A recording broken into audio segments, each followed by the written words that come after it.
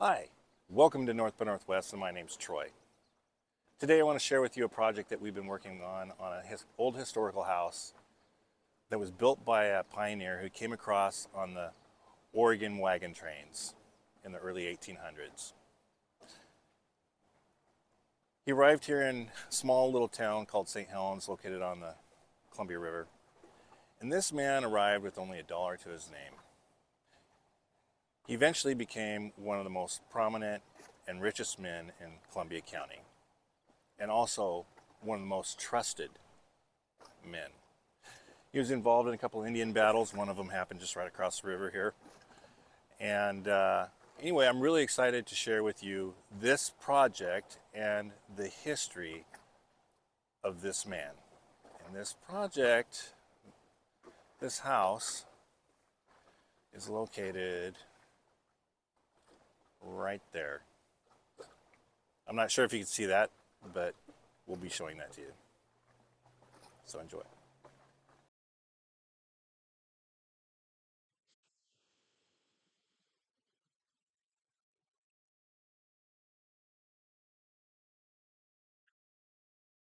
Well, let's head on up the stairs here.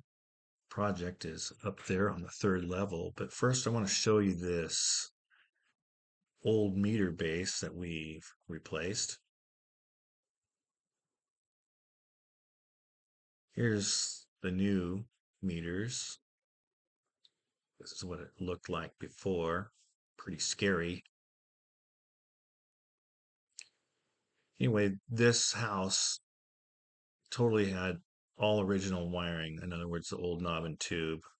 I like to call it heater cable. Down here, this is a first floor apartment. We've totally redone that. I'll have to show you that sometime. Up here on the second level, there's two apartments. We've replaced both panels on there, and the knob and tube, we still have to rewire those apartments at some point, but the knob and tube is still in those. Upstairs here, there was two apartments upstairs, but Huck has turned it all into one, which is the project that we're working on right now. One executive suite.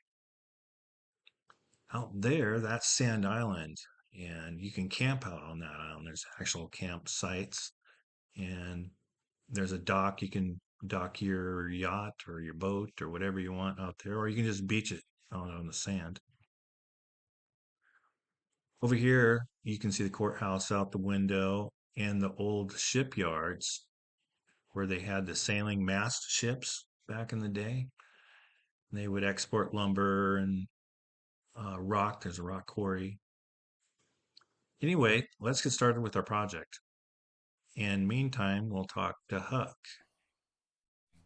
So, how do you say your last name, Huck? Wilkin. Wilkin. Yeah. Okay. All right. So, this is a project of love for you, isn't it? You've been carrying this on for how long? It better be of love. Yeah, a couple of years for sure. A couple of years. Yeah. Okay. And how did you come across this? I would call it a historical. I was on the river. I was in a boat on the river, and I could see this place opposite of what we're seeing now. Yeah. Out there. And yeah, and then I saw it was for sale. It does stand out, doesn't it? It does. You know, a lot of the it was built in 1885, and there was a big fire in 1913, took out most of the downtown old houses, and this one survived. So I think I have the date on that fire wrong, but 1885. 1886 it was built, in my understanding. Okay. And then I mean, you'll have to check all my dates and edit them all out, but. Wow. Yeah, there was a big fire early on that it survived, but like neighbors went out on that one. Wow. And so it stands out a little from the other houses because most of them were built a good 20 years later. So, but back then that was the difference between 1885 and 1905. This is like so this is like a 3-story. yeah, Victorian craftsman. Okay. It's got some, like the Victorian kind of elongated Gothic kind of look. Mhm. That And are these original? Oh no, But no, but they took that pattern off of the picture in the stairway. oh, So okay. it's the original design, but not the original wood. So oh, it okay. is the whole porch has been replaced since then once, and now it needs it again. So Well, yeah. Well, okay. um, yeah. So anyway, I saw the house out there, and somebody, yeah, I did nothing about it, but then somebody got an offer in, and it was accepted, and I knew then I was like, I had enough regret that I knew I should have done something, and so I put in a backup offer, and that worked. So Wow. the first people, yeah. Okay. So yeah, it is a I was a remodeler with my brother.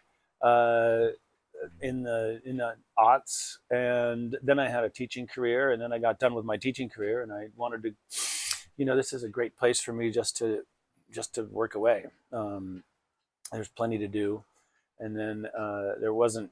The tenants all stayed for the first couple of years I owned it, and then one of them moved out, and I started in on his apartment, and realized I had to do the whole upstairs into one apartment, because yeah, I guess this is all going to be out of order for you, but it was No. built in 1886 by the sheriff of the time, Samuel Niles, and he came to Columbia the poorest. He came to Columbia with $1 is the story, and then by the time he was the sheriff, he was the richest man in Columbia County, and he built this house. He had 11 children. So, I'm sure if you do some digging, there's some not nice stories in there. That was a rough time in the late 1800s in Wild West, Saint Helens. But it was a thriving place, and it was they wanted to be the capital for a little while. This was a shipyard at one time out here, right? Absolutely, a natural deep water port. So it was a natural place for big ships to come. Um, and they thought they really gave a good reason to be the capital at the time, because they were bigger than downriver, than the cities upriver. So it had all the what's the word?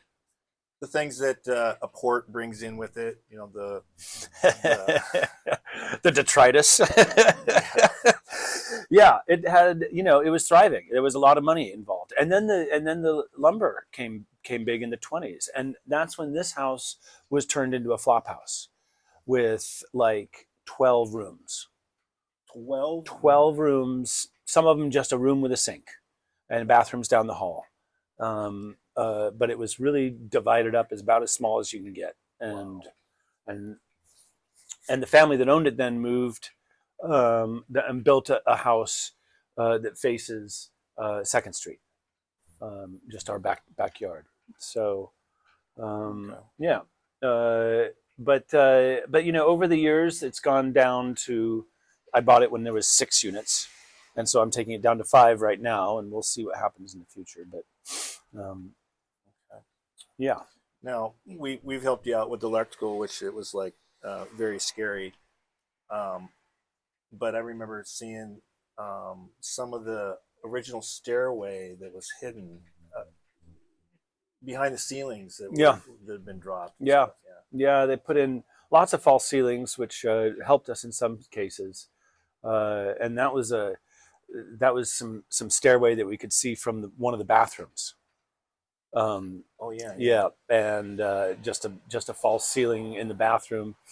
Since then, that bathroom has been gutted, enlarged, and we sealed those stairs back up because it just didn't make any sense to have an open stairway in an apartment building. So So that woodwork is still there. They're still back there. It's hiding, waiting for the next remodeler to come find it. That's to come find and appreciate it. And working on this house, there's all kinds of old stories like that. Not just the old work that we see. We see some crazy old work.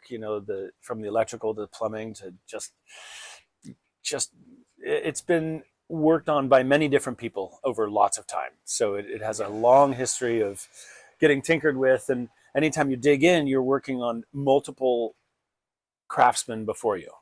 Not just one plumber in 1886, because they really didn't have it back then. But when they put it in 1920, and when they remodeled it in 1930, and when the lines all blew up in 1950 or whatever the history was, several different people have been working on it. Wow. So it's kind of fun to go in and see all the patches and the good repairs and the bad ones. So Okay. yeah, All right. yeah. Cool. So there's some photos. Yeah. Would you like to talk about some of those photos, or do you have anything to say about those? Or? They were here when I got here. And one of them is also down at the museum. And I saw the one with the whole family in a book about St. Helens, just a picture book of the history. Yeah, there's the one of the family is. I think that's an original. We should look, but they're not. The names aren't listed, so that's kind of too bad. Oh. I'm always curious as to which one was Samuel Miles, but Samuel Miles. Not Niles? No, it's not Niles. It's Miles. Miles. Okay. Yeah. Anyway, so yeah, I just I love thinking about all the people who have been here working on it and sitting right here looking at the river. Like this is like premium. Yeah. Yeah. Beautiful. Yeah. All right. Well, thanks for sharing. Thanks for working on it, Troy. You're welcome.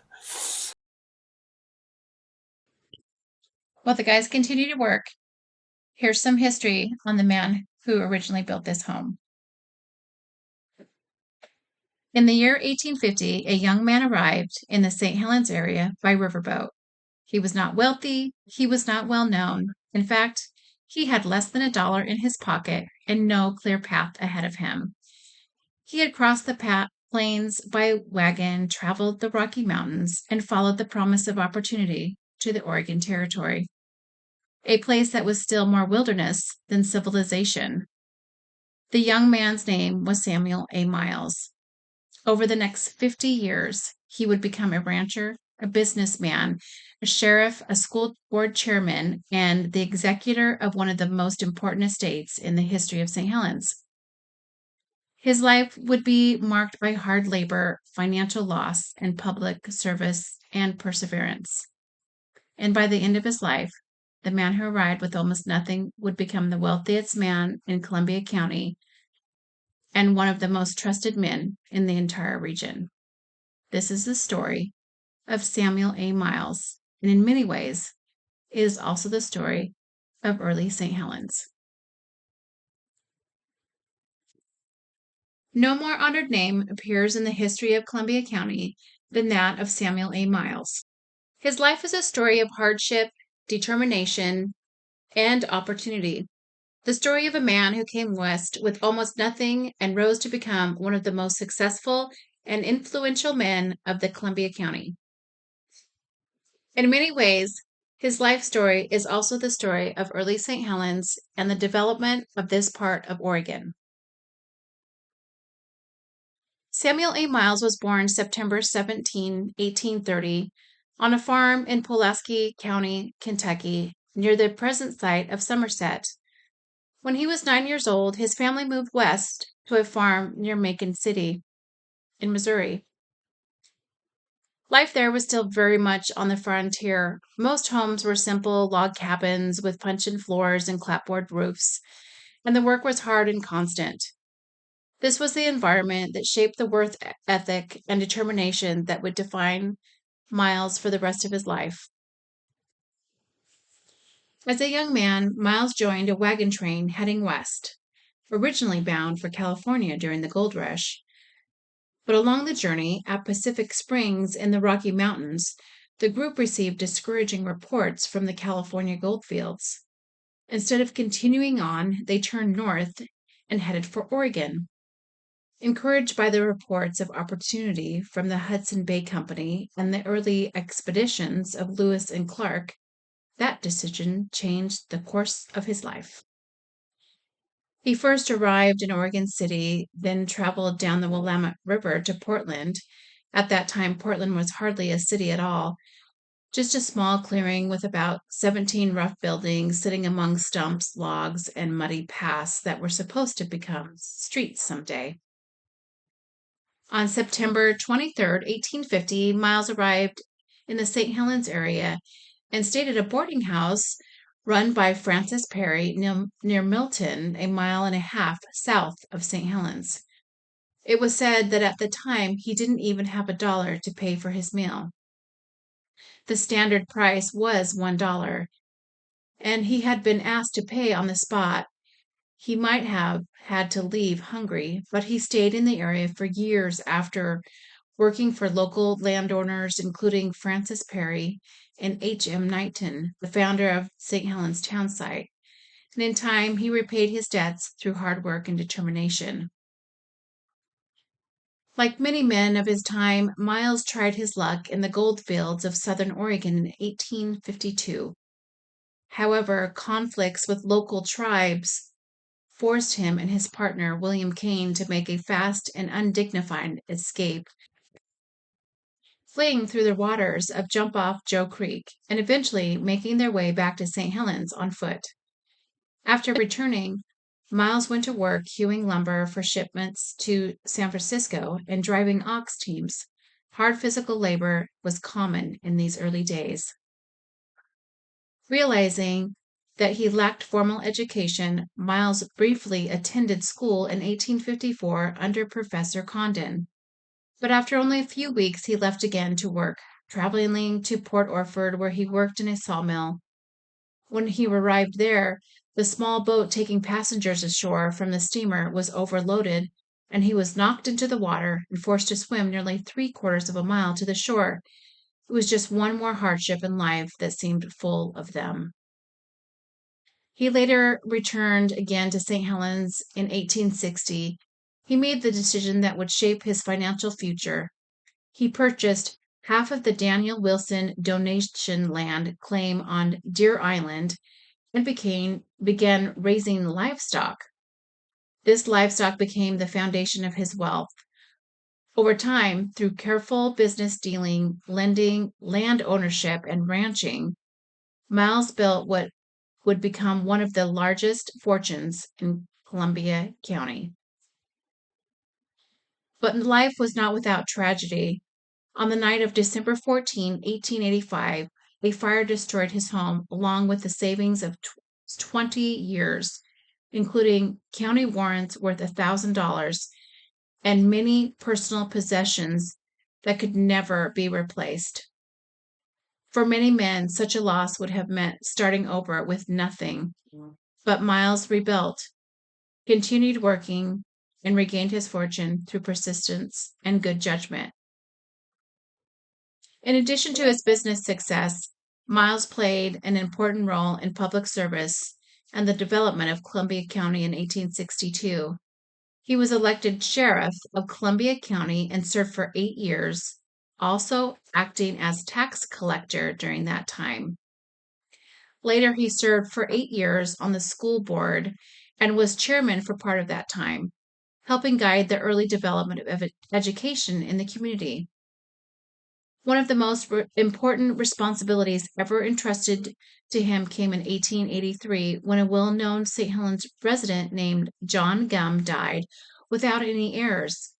In his will, Gum left his estate for the benefit of the public schools of St. Helens and Columbia City. Samuel A. Miles was appointed executor of the estate, meaning he was responsible for managing the property, settling the estate, and distributing the funds according to the will. The proper handling of that estate helped establish and support early public education in the area, and the historic John Gum School building in St. Helens stands today as a lasting reminder of that gift and of the trust placed in Miles to carry out. Being chosen as executor of such an important estate shows the level of trust and respect he had earned in the community. In his personal life, Samuel A. Miles married Elizabeth Peacher on February 2nd, 1862, and together they raised 11 children. By all accounts, he always credited his wife as a major part of his success. acknowledging that she stood beside him through the many hardships of pioneer life and helped him build their home and family while he built his business and public career. Miles remains active in business and community affairs for the rest of his life. He made several trips back to Missouri over the years to visit his old home, but he always returned to Oregon with renewed enthusiasm, convinced that the Pacific Northwest was the land of opportunity and the place where the future would be built.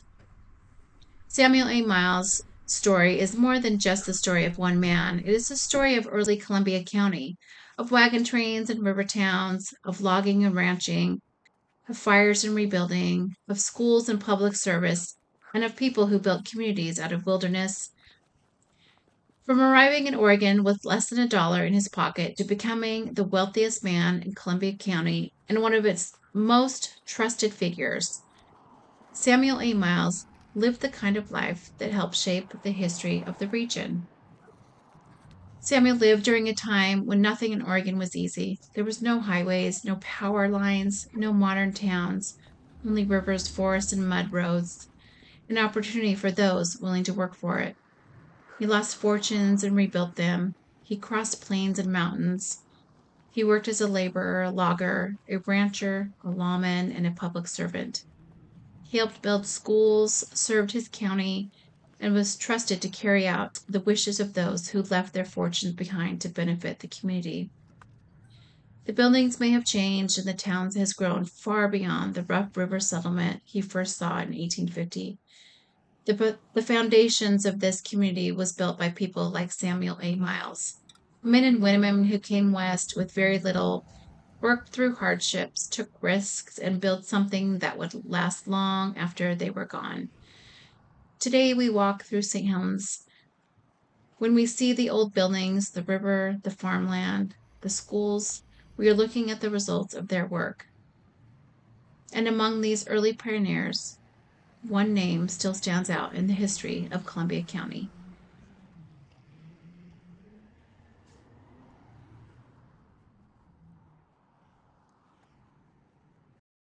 Well, I hope you enjoyed watching, and thank you for watching North by Northwest, and hope to see you again.